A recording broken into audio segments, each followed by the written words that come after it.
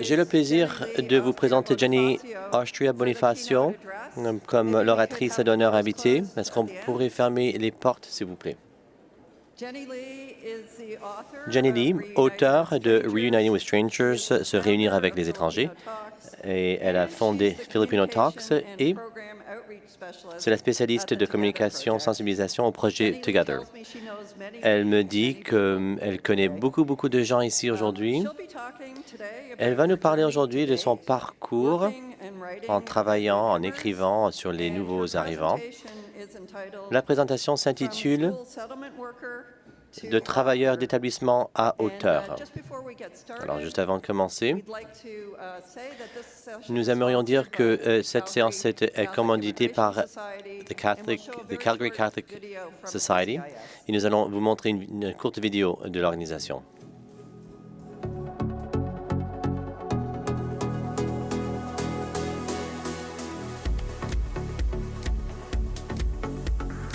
Fostering New Beginnings, the CCIS story. Since 1981, Calgary Catholic Immigration Society, CCIS, has been a beacon of hope for refugees and immigrants in our community. We stand as a community leader, offering comprehensive services through a diverse team of dedicated professionals, serving newcomers out of 26 locations across Calgary and southern Alberta. We are deeply rooted in the heart of our communities, ensuring accessible support for all. From employment to family and children's services, we cover it all, with over 95 programs and services tailored to every aspect of settlement and integration.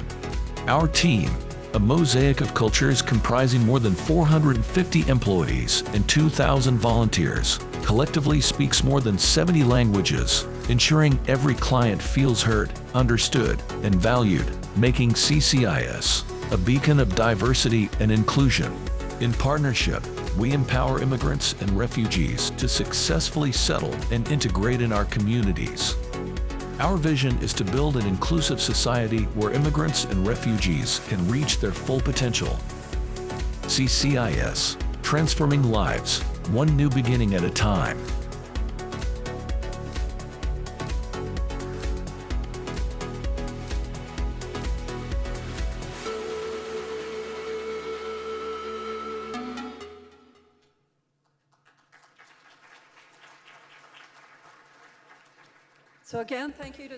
Merci beaucoup à CCIS d'avoir commandité la séance. Je cède la parole maintenant à Jenny Lee.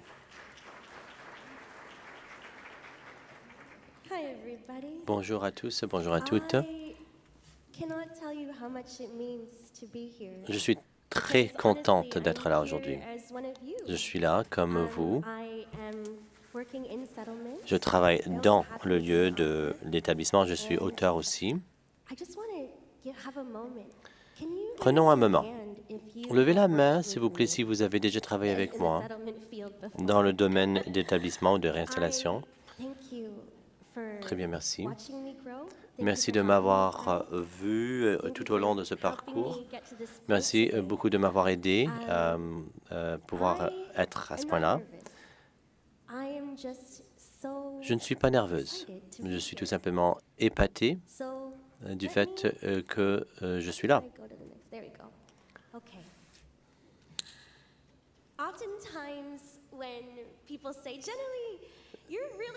Souvent, les gens me disent « Vous êtes une très bonne oratrice ».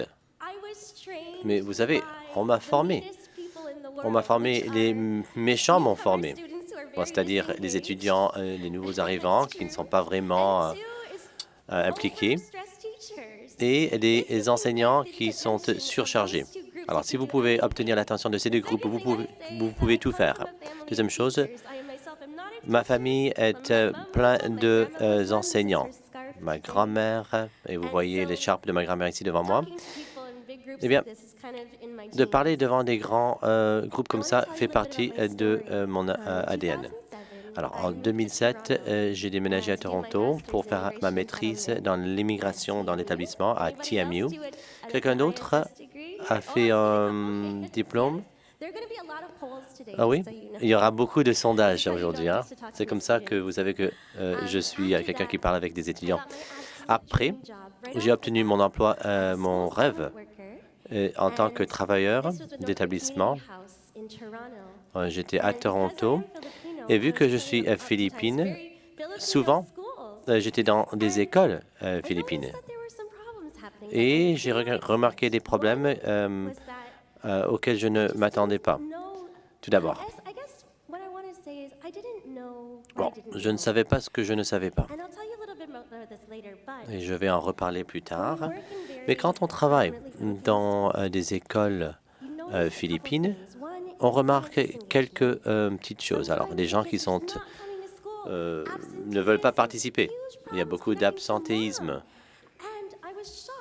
Et j'ai été vraiment frappé par cela. Je ne savais pas d'où provenait tout cela. Alors, je me suis dit, alors je travaille dans 3 écoles par semaine.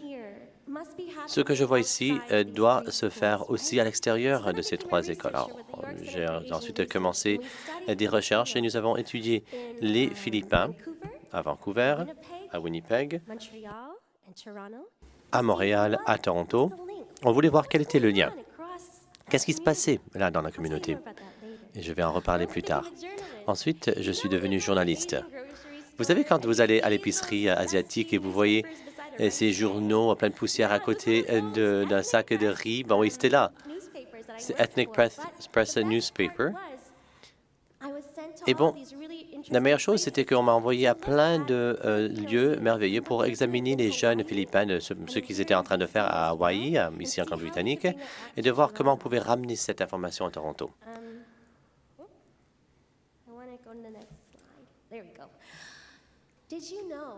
Saviez-vous que Toronto, il y a la petite ville de Manille? Alors, je fais partie d'un groupe à Bathurst et Wilson. Et la petite ville de Manila, bon, peut-être vous ne connaissez pas cette région, il n'y a pas un grand panneau. Et en tout cas, c'est le quartier qui est le plus philippin au Canada. Venez voir. Moitié, c'est socioculturel et l'autre moitié, il s'agit de manger de la nourriture. Ne venez pas si vous êtes végan. Désolé. C'est pas moi qui fais les règles. Ensuite, je suis devenue une consultante pour faire des discours sur les Philippins. Et je tiens cela à cœur. C'est pour ça que quelqu'un m'a dit, c'est pour ça que tu es sur la planète, parce que j'adore ce que je fais. Je suis également ici aujourd'hui parce que je travaille à Together's Project. Et voilà une photo avec Dr. Victoria. Applaudissons Dr. Victoria Six pour tout son travail. Je travaille à Together Projects et je suis là, dernièrement, là, en faisant du réseautage pour voir comment nous pouvons mieux faire dans le soutien aux nouveaux arrivants. Et je suis ici parce que je suis auteur, publié. Sachez que avant mon livre, eh bien, écoutez, quand vous rencontrez des auteurs des fois au Canada, ils vont vous dire quelque chose de sympathique, ils vont dire « Bah oui, je suis rentré dans le bois, après 2 mois, j'ai écrit ce livre et c'était un best-seller. » Et j'ai dit « Bon, ça doit être formidable. » Parce que vous savez, tout ce que j'ai fait, moi, là, dans le domaine de l'établissement, a mené à ce livre. Et comme vous voyez, je ne m'attendais pas à ce que le livre voit un succès comme ça. C'était sur une listes des meilleurs livres au Canada par le CBC, c'était sur Canada Reads. Et le mois dernier, c'était sur les récompenses des livres à Toronto. J'étais finaliste. Et je ne suis pas donc quelqu'un de très, très intelligente, hein? Mais ce qui s'est passé, c'est que quand j'écrivais le livre, bon, j'avais 3 publics en tête. Des enseignants, tout d'abord, les gens qui voulaient savoir davantage sur les Philippins. 2, pour les Philippins. Et 3, les travailleurs du domaine de l'établissement. Parce que je me suis dit, étant donné que je suis travailleur dans l'établissement, ça veut dire que vous avez un doctorat dans la communauté. Hein? Et il y a plein de choses qui vous empêchent de dormir et ce sont ces choses que les gens doivent savoir. Alors je me suis dit, pourquoi ne pas l'écrire dans un livre? Mais j'étais ici, là, pour l'ouverture et j'ai fait ce quiz de bingo avec vous tous. Et le seul carré que je ne pouvais pas remplir, c'était de trouver quelqu'un qui pouvait nommer 3 auteurs canadiens. Ah, maintenant, vous pouvez en nommer un, au moins. Peut-être vous allez dire que, bon, je n'ai pas le temps de lire, je n'aime pas lire. L'évaluation, la pire évaluation que j'ai reçue, c'était que quelqu'un avait dit que je limitais mon langage. Et j'ai dit, écoutez, j'ai fait ça exprès. Parce que si je veux écrire pour les nouveaux arrivants, les immigrants, les enseignants, les étudiants qui ne parlent pas cette langue comme leur première langue, bon, il faut que ça soit accessible. Alors, on peut lire ça rapidement. On peut lire ça même dans un jour, dans 2 jours. C'est écrit comme série de textos, de courriels, de CV, de listes de choses à faire. Parce que c'est une façon très facile de raconter une histoire. Et nous n'avons pas donc besoin d'un doctorat pour comprendre ce qui est dans ce livre. Avant de continuer, j'aimerais parler de mon équipe. Quand je suis devenu travailleur d'établissement dans les écoles, voilà la communauté qui m'a vraiment sauvé. J'aimerais saluer Christiane, là, au fond de la salle, et Astar Mustafa. Levez votre main. Alors, ces gens font partie de la famille que j'ai quand j'ai déménagé à Toronto. Et certains d'entre vous ont ce même sentiment par rapport à votre équipe. C'est votre famille. Et j'ai l'impression que chaque fois que je voyais ces personnes, bon, écoutez, c'était tellement difficile pour moi quand je suis arrivé à cette nouvelle ville.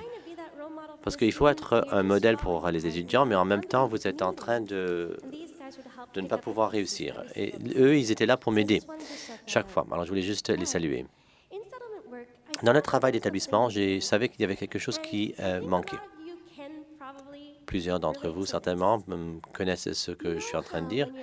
Vous savez que quand vous êtes travailleur dans le domaine de l'établissement, on ne peut pas faire beaucoup de choses. On ne peut pas organiser une fête pour le client, on ne peut pas aller à la maison quand quelqu'un est en train de pleurer, on ne peut pas aller à la mosquée, on ne peut pas prendre une journée de congé et de montrer aux gens comment ça fonctionne, les bus. On ne peut pas, mais on veut. On veut tellement pouvoir les aider et montrer tout cela. Alors là, je parle de ma carrière dans l'établissement. Et j'ai vu donc cet affichage pour Together Project. Et quand j'ai vu donc l'affiche, j'ai souri parce que je me suis rendu compte que ce que faisait Together Project, c'était de combler cette lacune. En tant que travailleur d'établissement, on sait que vos clients nécessitent beaucoup plus de ce qu'on peut offrir. Ils ont besoin d'aide en plein milieu de la nuit quand ils sont en crise, mais on ne peut pas être la personne pour chaque client parce que sinon, on va se trouver dans un état d'épuisement. Alors, eux, ils ont un programme là où nous avons un client qui nous est référé. Ensuite, on leur donne un groupe d'accueil. Ce groupe est composé de 3 à 5 personnes. Et parmi les 1400 bénévoles, et vous savez, nous avons 4 personnes dans notre équipe et nous avons 1400 bénévoles. Chaque semaine, nous recevons de plus de 10 demandeurs. Nous essayons de trouver les gens qui vont pouvoir aider cette personne qui vient d'arriver. Nous voulons combler cette lacune. Nous voulons rendre votre vie plus facile. Et j'aime beaucoup ce que je fais. Alors, vous voyez les témoignages ici.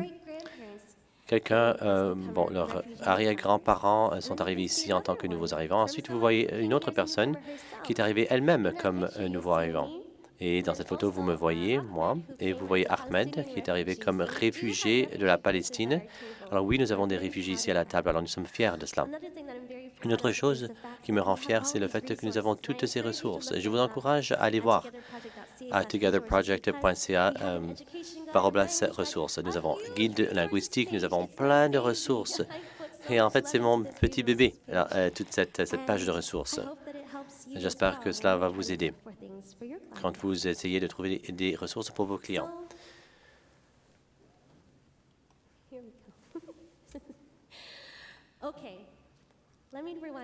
Alors, reculons un petit peu. Alors, qui vient de Sarnia ici? Certainement, il y a quelqu'un qui vient de Sarnia. Si oui, levez la main. Non, il n'y a personne? Il y avait une personne la première journée. Je l'ai vue dans l'ascenseur. J'étais tellement contente. En tout cas, à Sarnia, c'est là où je suis né.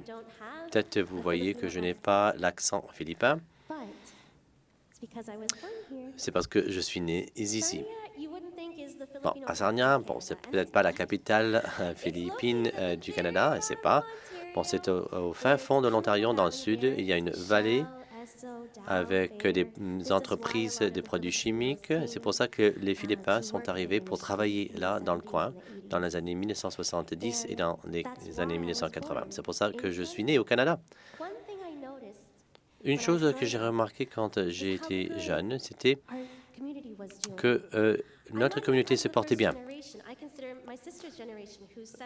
Ma sœur, 7 ans plus âgée, c'est la première génération. Moi, non. Et moi, je me rappelle quand j'étais jeune ils se portaient très bien. On avait des Philippins qui étaient dans le conseil à l'école, qui briguaient un mandat pour conseiller pour la ville. Et moi, je me suis dit, bon, ça c'est normal. Ensuite, j'ai déménagé à Toronto et je me suis dit, ben non, c'est pas normal tout ça. Je vais vous raconter une histoire qui explique le pourquoi pour moi. Mais certainement, vous allez comprendre ce que je vais dire. Je me rappelle, il y avait un enseignant qui m'a dit, vous savez, il y a un garçon, il fait très bien dans la classe, mais ce n'est plus le cas. Il ne vient pas à l'école, il ne veut pas participer. Est-ce que vous pouvez aller parler avec lui pour voir ce qui se passe? Alors, je l'ai fait rentrer dans le bureau. On était là assis ensemble. Et il m'a dit, est-ce que vous savez ce que je fais après l'école?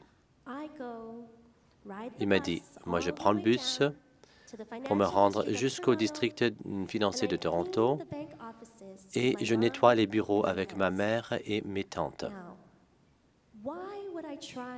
Pourquoi est-ce que j'essaierai de faire quelque chose à l'école si c'est ce que les Philippins font au Canada? Imaginez, 19 ans, votre maman, elle est soignante et elle vous a fait venir et vous croyez seulement que vous pouvez être nettoyeur parce que ça, c'est cette limitation qui existe dans votre réseau. Ça brise le cœur, tout ça. Hein? Ça, c'est un garçon qui était tellement intelligent. Et on savait qu'il aurait pu faire, il pouvait faire des choses formidables. Alors, quand on examine la communauté, eh bien, la raison pour laquelle les gens à Sarnia faisaient tellement bien comparé aux nouveaux arrivants à Toronto, c'était parce qu'il s'agissait de la séparation de la famille à cause du programme des aidants. La séparation, ça touche beaucoup de gens. Je sais que même dans cette salle, il y a beaucoup de Philippins. Levez la main si vous êtes Philippin. Est-ce que je peux vous voir?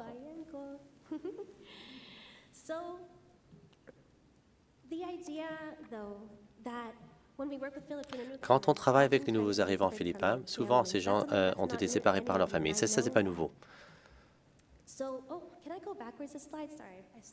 On va juste reculer dans la présentation. Voilà.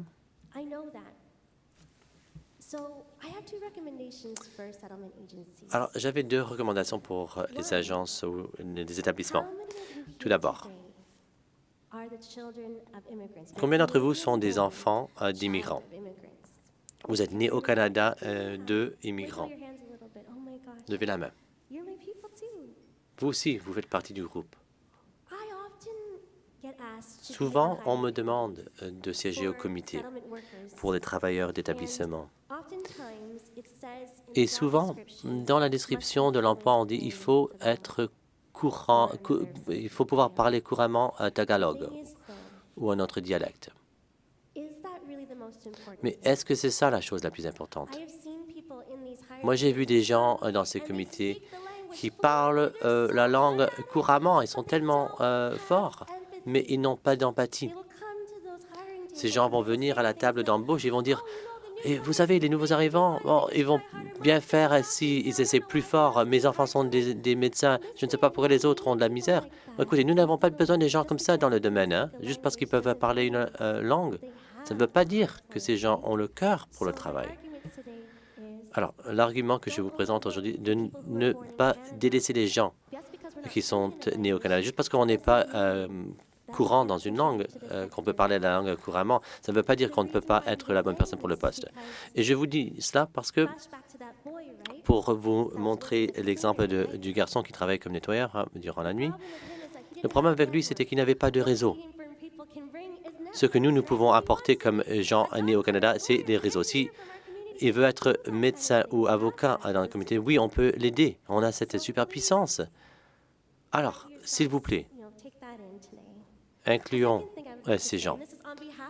Et deuxième chose, au nom des travailleurs philippins dans la salle, c'est une chose que nous abordons souvent dans la communauté. Quand il y a un travailleur philippin, souvent, on les voit à l'école ou dans la bibliothèque. Il y a plein d'événements philippins, il y a des ponts qui sont construits. Et ensuite, les gestionnaires de ces programmes vont dire, eh bien, ils font tellement du bon travail, je vais les maintenant les déplacer, les mettre ailleurs. Et on va mettre quelqu'un ici dans le poste, quelqu'un qui parle l'anglais, parce que les nouveaux arrivants philippins parlent anglais, c'est la même chose, ça va aller. Mais les travailleurs philippins, bon, écoutez, on sait que ce n'est pas la même chose. La communauté mérite d'être servie pour ceux qui viennent de notre culture. Et je le dis parce que nous avons quelque chose qui s'appelle Kapwa. Ce n'est même pas un mot qui peut être traduit dans l'anglais. Mais il s'agit de cette idée que nous avons ce sentiment de communauté. Et c'est profond, cette identité partagée. Et juste parce que les nouveaux arrivants philippins parlent anglais, ça ne veut pas dire forcément qu'on peut nous remplacer avec des gens d'autres communautés. J'espère que les comités d'embauche dans la salle vont noter ce point. Maintenant, ma question pour le personnel dans l'établissement, quel est le pont qu'on peut construire? Alors, je vais vous parler maintenant de mon projet, Filipino Talks. Après 6 ans de travail en tant que travaillante, j'ai commencé à faire de la consultation dans les conseils scolaires. Je voulais bâtir des ponts avec les éducateurs, les familles, nouveaux arrivants. Et je me suis dit, que puis-je faire pour collaborer? Alors, à l'écran, vous allez voir que Filipino Talks, c'est une initiative qui vise à collaborer avec beaucoup de gens, les conseils scolaires, les éducateurs, les travailleurs d'aide à l'établissement, les étudiants nouveaux arrivants, les parents nouveaux arrivants, les artistes, les modèles professionnels. On rassemble toutes ces personnes dans ces écoles, des populations de nouveaux arrivants. Et je vais vous montrer dans 4 étapes faciles comment on fait. Peut-être ça va vous inspirer à commencer votre propre projet. Tout d'abord, j'ai une règle. Je ne rentre pas dans une école sans servant les jeunes Philippins. Souvent, je suis dans une grande salle comme ça, plein d'enseignants. Ce sont des gens très, très occupés, je comprends. Alors, je me dis, il faut attirer leur attention, il faut faire ça rapidement. Je ne veux pas leur montrer des données des étudiants qui ne sont pas les leurs. Ils ne se soucient pas autant comparé à si les gens venaient de leur propre école. Alors, je travaille avec le personnel de l'école et je sonde les enfants. Et le sondage, bon, on dit, bon, ça fait combien de temps que vous êtes séparés de votre maman, papa? Qu'est-ce qu'on peut mieux faire à l'école? Comment est-ce que vous vivez le racisme à l'école? Est-ce que vous faites partie de groupes communautaires à l'extérieur ou à l'intérieur de l'école? Comment se porte votre vie? Et ça, c'est un sondage qu'on distribue. Je note les données. Et comme vous voyez à l'écran, 1200 étudiants philippins du programme. Et là, ça veut dire que nous avons beaucoup de données. Alors voilà les données qui découlent de ces sondages. Grâce au programme d'aidants, les étudiants sont séparés à leur maman. Et on voit la montée à 8 ans. Et ça surprend les enseignants. Les enseignants croient qu'on nous a séparés pendant 1 an ou 2 ans de nos mamans. Mais on voit qu'on va jusqu'à 20 ans de séparation. Ce sont des étudiants à l'école secondaire. Imaginez si on vous sépare de votre maman de 20 ans, pendant 20 ans. Ça veut dire que vous êtes né et ensuite vous quittez. Peut-être vous vous disiez, bon, oui, on comprend ce que ça veut dire, bon, les mamans aidants. Ça, c'est pas nouveau, mais parlons des papas maintenant. C'est un petit peu différent avec les papas. Ici, on voit la montée qui est de moins de 1 an. C'est une bonne chose. Peut-être c'est un contrat à court terme, souvent dans le Moyen-Orient, peut-être dans les croisées. Mais je vais vous montrer ces informations dans la prochaine diapo avec encore un point de données supplémentaire. Voyez, il n'y a pas de relation.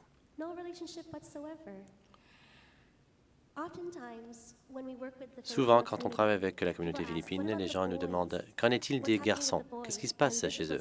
Et voilà ce qui se passe.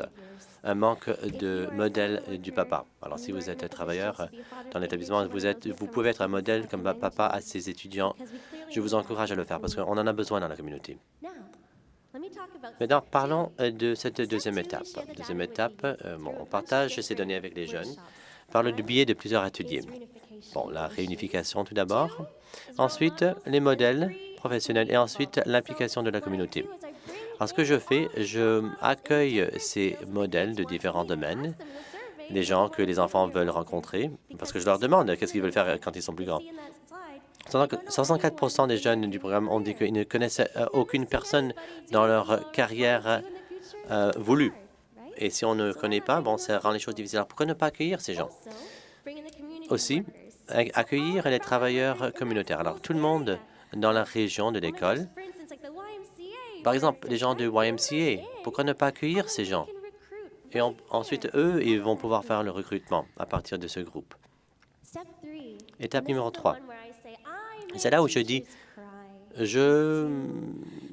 les enseignants pleurent à cause de moi parce que je mène un des projets avec les enfants et je leur dis, écoutez, je sais que vous avez des difficultés avec votre maman. Pourquoi ne pas écrire une lettre pour votre maman? On va tous écrire une lettre. Ça ne sera pas envoyé, alors ne vous inquiétez pas. Écrivez tout ce que vous voulez inclure. N'importe quoi. Alors, habituellement, les enfants disent « Chère maman, je ne vous aime pas. Je n'aime pas l'école. Je n'aime pas ce pays. Je veux rentrer chez moi, à la maison. » C'est ce que les enfants écrivent habituellement. Ça brise le cœur, n'est-ce pas?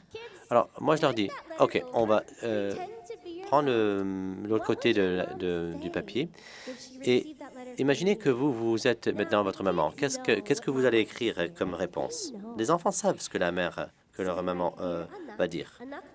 Alors, ils disent « Cher Anok », Anok, ça veut dire enfant. Je suis tellement désolé que vous passez par cela. Vous savez que j'ai beaucoup sacrifié pour votre avenir. Tout ce que j'ai fait, c'est pour toi. Je comprends que tu as des difficultés. Pourquoi ne pas parler? Passons un peu de temps ensemble. Pourquoi ne pas guérir ensemble? Maman. Alors ensuite, ce qui se passe, c'est que je prends toutes ces lettres et je les lis. Je pleure tellement, comme vous pouvez imaginer. Et moi, j'appelle ma mère en plein milieu de ce travail. Je dis, ma mère, je suis tellement désolé pour tout ce que j'ai fait.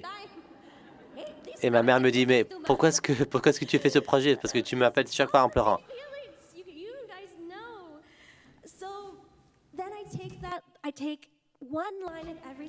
Et donc, j'ai pris une lettre de chaque lettre de maman, de chaque enfant, et je l'ai redonnée à Anok pour que lorsque les enfants voient cette vidéo, elles vont voir que tout le monde traverse la même chose.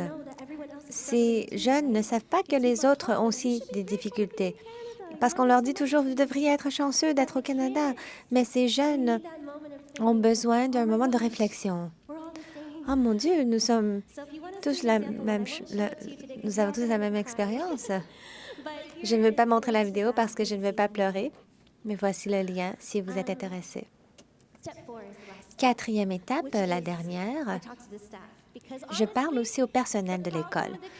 Le problème de la collectivité n'est pas en raison des jeunes. Parfois, c'est le personnel de l'école ne savent pas ce qu'ils ne savent pas. Ce n'est pas leur faute. Il faut donc leur dire. Donc, je vais leur donner toutes les données. Je vais leur montrer les vidéos et des solutions très importantes. Et c'est ce que les enseignants ont besoin de plus? Qui sont les travailleurs de première ligne que vous pouvez ramener? Qui sont les invités spéciaux que vous pouvez amener? Quel livre devrez-vous acheter? Comment prononcer les noms philippins? Si vous êtes curieuse, je vais vous montrer la prochaine diapo. Ce serait intéressant, n'est-ce pas? Voici comment prononcer les noms philippins. Si vous voyez le nom, la lettre A, c'est comme AH, comme Manila. 3, 2, 1, Manila. Voilà. Donc, il y a seulement une règle et vous pouvez y arriver. Je sais que vous pouvez le faire. Le premier nom sur cette liste n'est pas Mary Carr McPantay. Ce n'est pas Mary Carr McPantay. C'est Mary Carr McPantay. Vous voyez? C'est comme Taylor, mais c'est Thai comme Thaïlande. Vous pouvez le faire. Allez-y. Prochain. Je vais faire en sorte que vous allez prononcer tous les noms. Prochain. Ce n'est pas Avon Galang. Ivan Galang. Galang. Vous voyez? Troisième. Ce n'est pas Bayani Megsese. C'est plutôt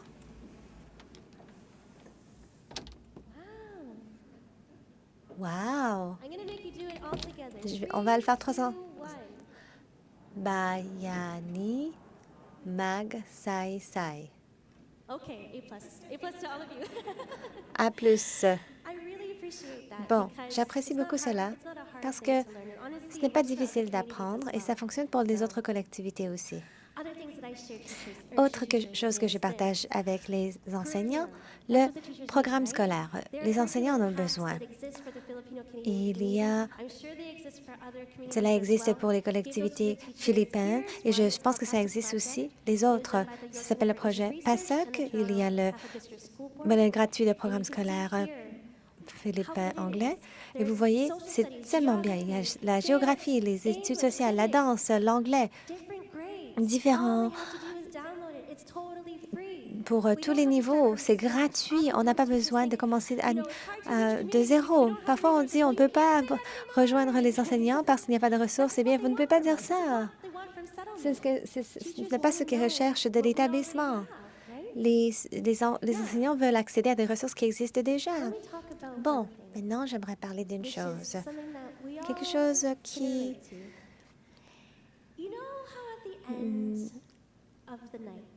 fait tous ces coins. Vous savez, à la fin de la nuit, vous rentrez chez vous, vous fermez votre laptop, vous éteignez votre téléphone, vous avez terminé pour la journée. Mais qu'est-ce qui se passe? Vous êtes dans le lit et vous commencez à penser à tous les cas, tous les clients. Qu'est-ce que j'aurais pu faire mieux? Qu'est-ce que j'aurais pu mieux dire? Quelles ressources existent? Qu'est-ce que je peux faire? Et c'est comme une bande-annonce qui roule et roule et roule dans votre esprit. Vous ne pouvez pas dormir. Je sais que vous êtes en train de faire votre travail maintenant. Je le vois. Je comprends. Et ce que vous devez savoir, c'est que pour moi, prendre soin de moi, c'est écrire. Qu'est-ce que vous faites pour prendre soin de vous? Est-ce que c'est la peinture? Est-ce que c'est la musique, la danse, la cuisine? Qu'est-ce que vous faites à la fin de la journée qui vous fait sentir, qui vous calme l'esprit?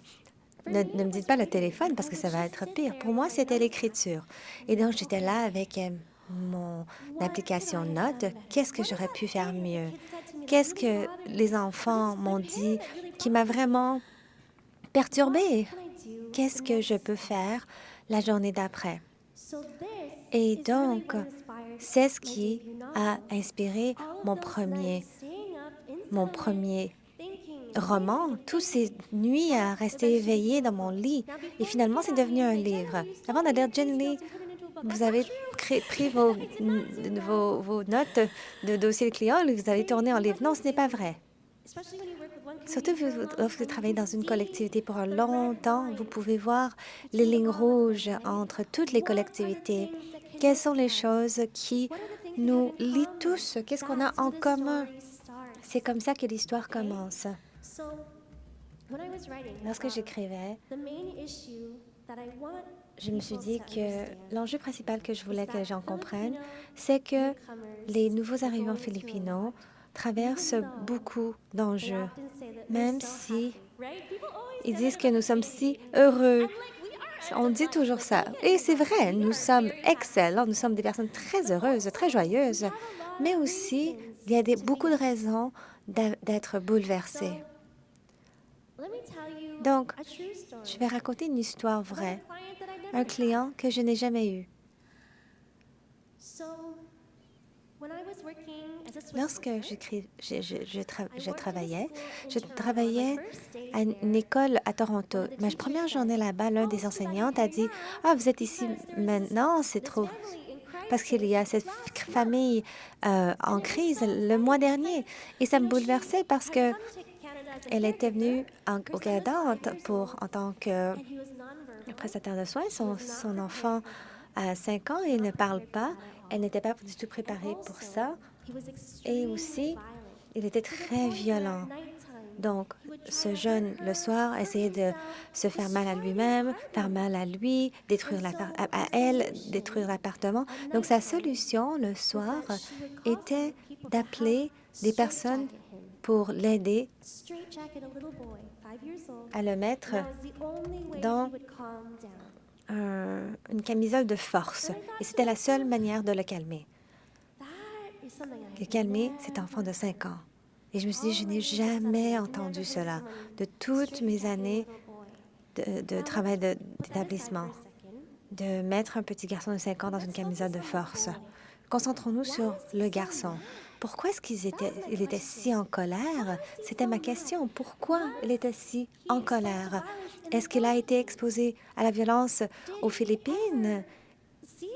Est-ce qu'il a déjà vu sa mère avant? Lorsque quelqu'un l'appelle sur FaceTime, est-ce que c'était une étrangère comme elle?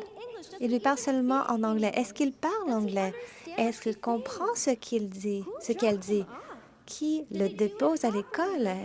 Est-ce qu'il le fait avec beaucoup de préparation? Ou ils l'ont simplement déposé en plein milieu de la nuit? Il est parti. Comment est-ce qu'il a été préparé à venir dans ce pays? Et j'ai réfléchi à ce garçon pendant 10 ans parce que je travaillais avec tous ces jeunes Philippins et ils ont toujours dit « Ate, grande sœur, Ate, je me sens sans voix. » Parce que on m'a jamais demandé « Est-ce que je veux venir au Canada? » On m'a jamais dit « Je veux que ma mère me laisse lorsque j'étais enfant. » On m'a jamais posé aucune question. Je me sens sans voix. Ate. Lorsque ça se passe, vous pensez, je veux écrire un livre parlant de réunification, mais je ne veux pas seulement être une mère et son enfant, parce que ce n'est pas ça l'histoire. Quelqu'un né au Canada, je comprends que même nous sommes impactés par cette réunification.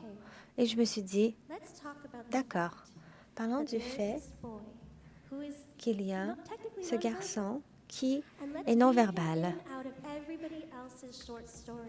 Et on va rassembler l'histoire de tout le monde pour qu'on puisse voir son histoire d'établissement avec un univers canadien et combien d'impact ce jeune un peu avant, même si on pense qu'il n'a pas de voix. Donc, ce n'est pas seulement les enfants, la mère et l'enfant, mais parlons aussi des époux. Vous êtes marié à 23 ans, vous ne voyez pas votre époux jusqu'à 33. Beaucoup a changé. Vous êtes une personne différente. Est-ce que c'est votre faute si ça ne fonctionne pas? Non. Parlons de la personne qui a été laissée derrière aux Philippines. Tous les enfants ont immigré pour être prestataires de soins et professionnels au Canada. Et lui, il a besoin de soins. Mais qui va prendre soin de lui? Parlons aussi de la deuxième génération. Le fait que nous avons beaucoup de problèmes et nos parents ont dû sauver de l'argent économisé de l'argent pendant des années et des années. Et lorsque la famille vient pour se réunir au Canada, nous ne sommes pas exactement heureux de les voir. Et pourquoi? Donc, c'est comme ça qu'a été écrit le livre. Et je suis fière que ce n'est pas seulement à Toronto, parce que je ne suis pas de Toronto. Et j'ai réalisé que faire partie de la diaspora veut dire que nous devons reconnaître la diaspora à l'extérieur des grandes villes. Donc, vous pouvez voir ici tous les endroits où se déroule le livre. J'ai été inspirée par ma propre famille, par mes étudiants, par mes collègues, camarades de classe. Je voulais que ce soit tellement vrai. Et c'est un cours sur la collectivité canadienne philippine. Donc, c'est un peu essayer de bâtir de l'empathie.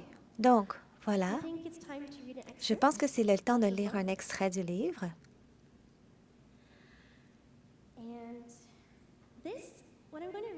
Ce que je vais vous lire est les premières 2 pages.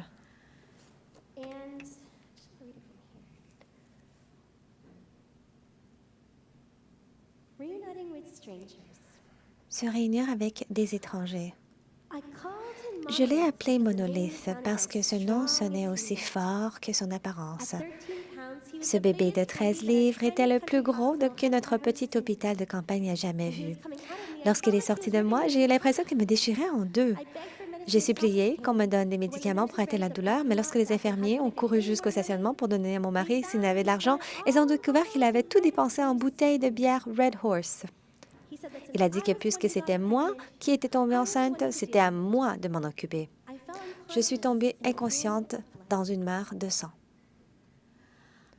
Je savais que je devais éloigner mon fils de mon père le plus possible.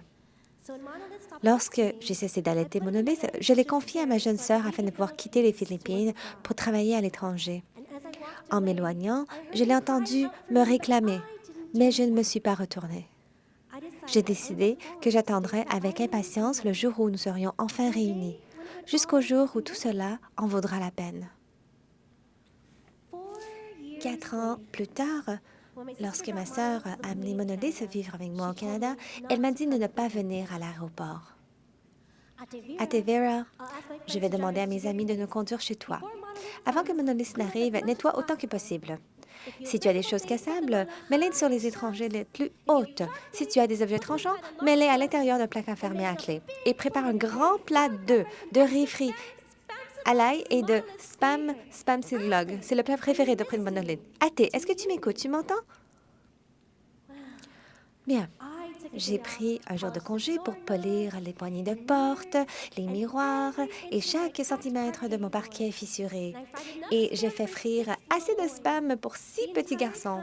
Pendant tout ce temps, j'avais mal au visage à force de sourire. Lorsqu'ils sont arrivés dans mon appartement dans la rue Keir, j'étais sur le point de crier de joie quand ma sœur m'a demandé de garder le silence. Mon petit garçon dormait dans ses bras, chétif, et l'a rapidement posé sur mon lit. Il a 5 ans et pèse déjà 55 livres, dit-elle en regardant à peine autour d'elle. Mon appartement fraîchement nettoyé. Ses cheveux étaient tellement décoiffés qu'ils couvraient presque tout son visage. Elle arrêtait de rabattre ses mèches comme si elles avaient froid, mais que l'appartement soit très chaud. « Tu as l'air fatiguée, Sora, dis-je. Pourquoi ne pas prendre une sieste avec lui dans la chambre? Repose-toi. Nous pourrons rattraper le temps perdu quand tu seras réveillé. Mes amis veulent que je reste avec eux jusqu'à je prenne l'avion pour rentrer demain, a-t-elle chuchoté en jetant un coup d'œil à mon fils. Ils sont dehors. Je ne veux pas qu'ils attendent. J'étais tellement déçue. Je savais qu'elle devait retourner aux Philippines le lendemain, mais je voulais rester éveillée toute la nuit et lui poser des questions sur tout ce que j'avais manqué dans la vie de Monolith. Je voulais connaître ses objectifs, ses rêves, ce qu'il aimait, ce qu'il n'aimait pas. Je voulais entendre chaque petit détail. Avec les 12 ou 13 heures de décalage horaire, il n'y avait jamais un bon moment pour se parler.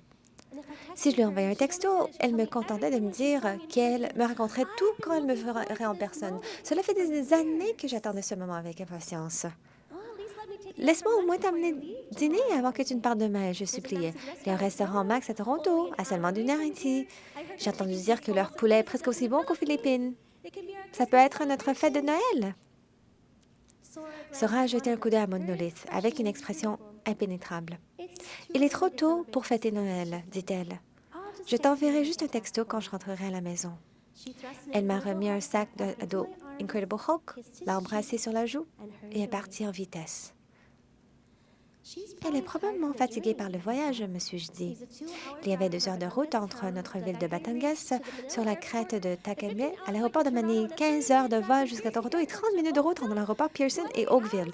20 heures de voyage, c'est difficile pour n'importe qui. Et surtout, elle est probablement dévastée de laisser son neveu bien-aimé derrière elle pour toujours. Qui ne le serait pas? Alors j'ai glissé Monolith sous mes couvertures et je me suis blottie contre lui, respirant son odeur. Il sentait le soleil chaud, la terre luxuriante, la sueur tropicale humide, la maison. Ses mains étaient étonnamment grandes pour son âge. J'ai entrelacé ses doigts forts dans les miens et j'ai soupiré. Je n'avais jamais été aussi heureuse de ma vie. Merci.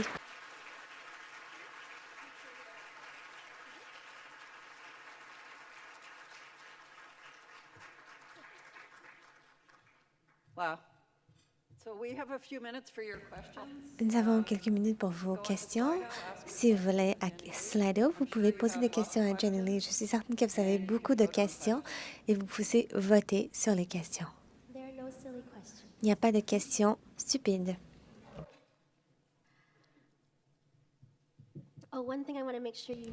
J'aimerais que vous sachiez, avant les questions, après cela et pendant le lunch, je vais signer les livres. La table est juste à la fin du salon et c'est par Massey Book que vous pouvez venir me voir. Parfait, les questions s'affichent. Je vais lire celui avec le plus de votes. Merci d'avoir partagé vos histoires. Quelles sont les choses qui vont aider les jeunes à se sentir le plus connectés à leur culture et famille? C'est une excellente question. Je suis si fière de la collectivité philippine. Ce que j'ai appris lorsque je faisais le projet de recherche pour le Centre de New York pour les recherches asiatiques et j'ai étudié les Philippins dans toutes les grandes villes du Canada, ce qui nous manquait était des modèles. Et depuis lors, depuis que nous avons découvert cela, que nous avons partagé cela avec la collectivité, le nombre de modèles se sont multipliés pour les enfants qui voulaient apprendre sur tous les domaines, l'art, les sciences, etc. Nous avions des travailleurs communautaires philippins. Il y avait tellement de mentors, de modèles qui se sont dévoilés dans les collectivités et c'est ce qui a le plus aidé. Si vous ne faites pas déjà partie de ces collectivités dans votre collectivité, je vous suggère de créer ce genre d'initiative. Si cela n'existe pas, vous pouvez le créer vous-même parce qu'il y a un besoin criant, pas seulement pour les Philippins, mais pour votre collectivité aussi, d'avoir des modèles. Merci. Prochaine question. Quel conseil donnerez-vous aux personnes qui sont nouveaux au domaine de l'établissement?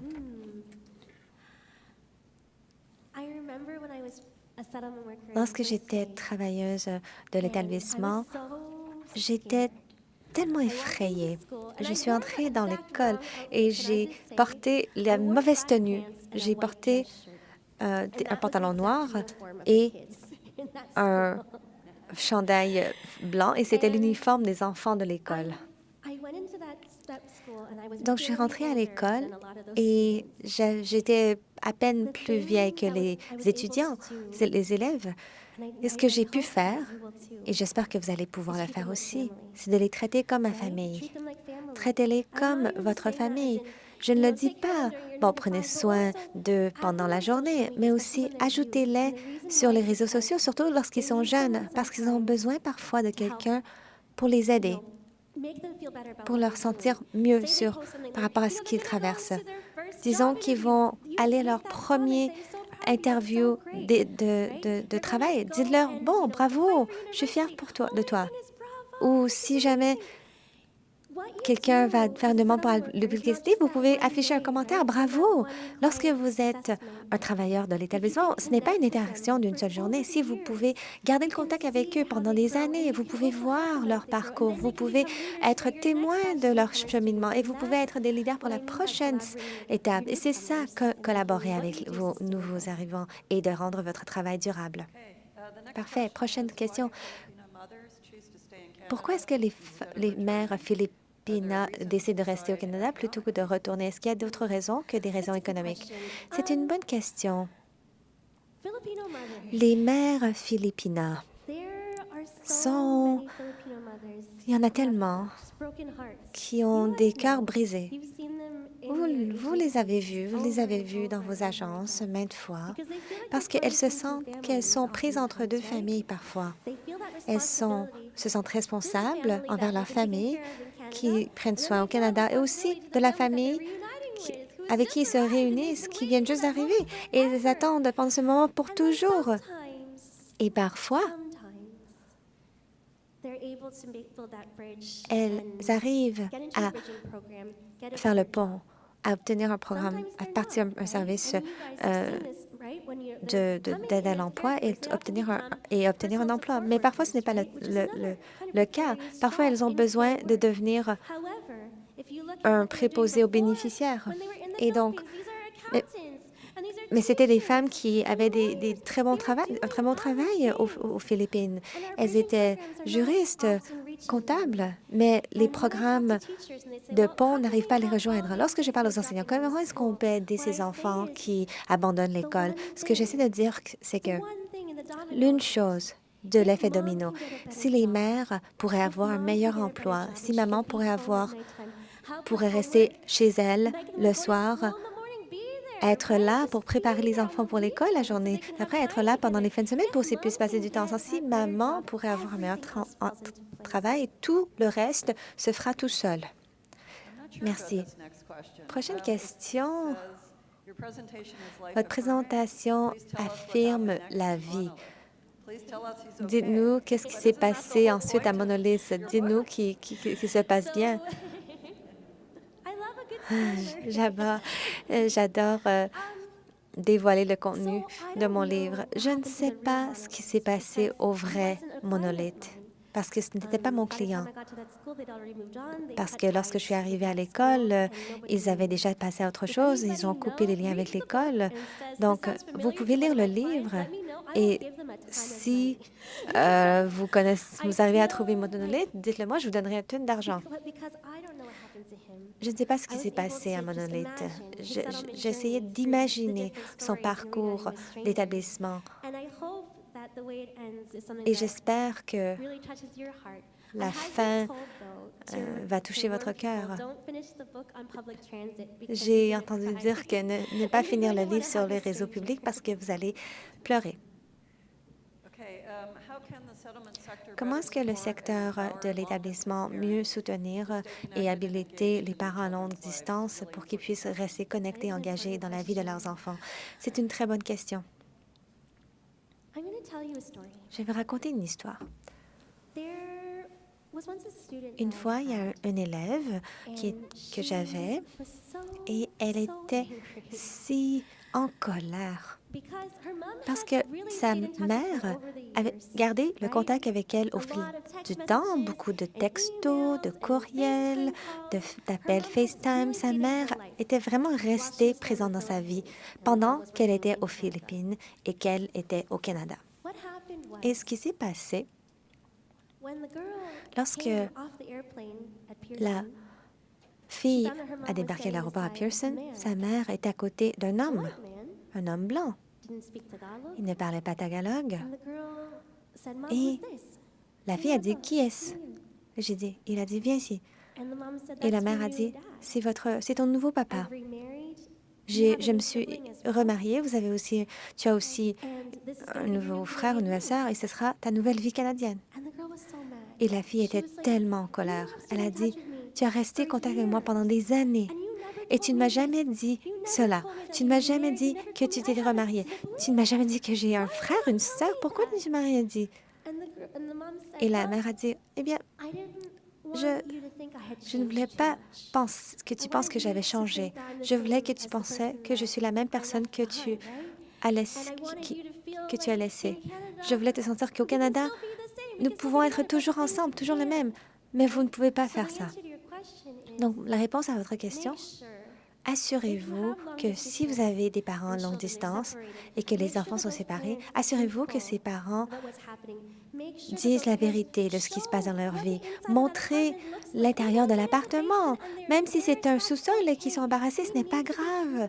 Il faut être honnête. Est-ce qu'il y a des nouveaux enfants? Est-ce qu'ils ont un nouvel époux? Ils doivent connaître la vérité. Assurez-vous que ces nouveaux arrivantes mères puissent se sentir que plus ils partagent avec leurs enfants, mieux ce sera. Merci.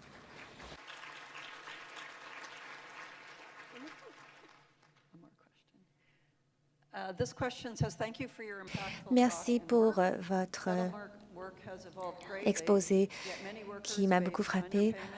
Le travail d'établissement a beaucoup évolué, mais beaucoup de travail fait toujours pas face à des conditions difficiles. Comment les soutenir, avoir les ressources et la stabilité besoin pour continuer à servir les clients? Oui, à chaque fois qu'on vient ici, on parle toujours de financement et que nous sommes surtravaillés, sous-ressourcés. Nous faisons plus que nous faisons souvent.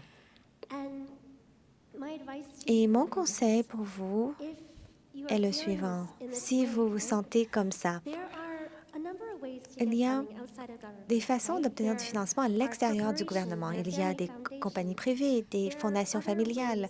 Il y a d'autres moyens de trouver le financement que vous avez besoin pour faire ce que vous voulez faire. Pour moi, par exemple, lorsque j'organisais Filipino Talks, qui me payait? Ce n'était pas mon agence d'établissement.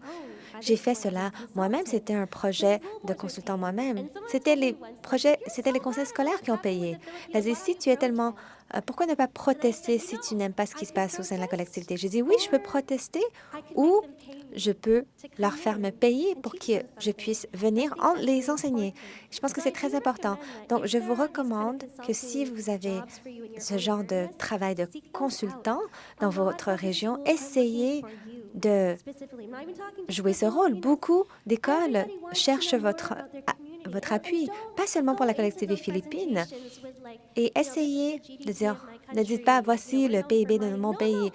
Non, ils ne se soucient pas de ça. Ils ne veulent pas savoir les chiffres, le concret. Ils veulent connaître les données. Essayez de sonder les familles, les enfants, les élèves. Montrez-leur quelque chose qui a un impact. Merci. Je pense qu'il va falloir terminer ici. Merci beaucoup. C'était très inspirant, très émouvant.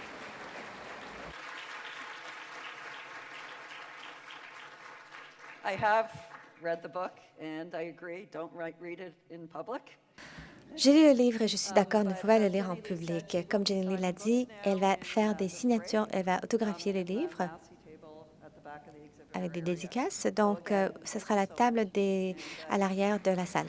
Merci beaucoup. Wow.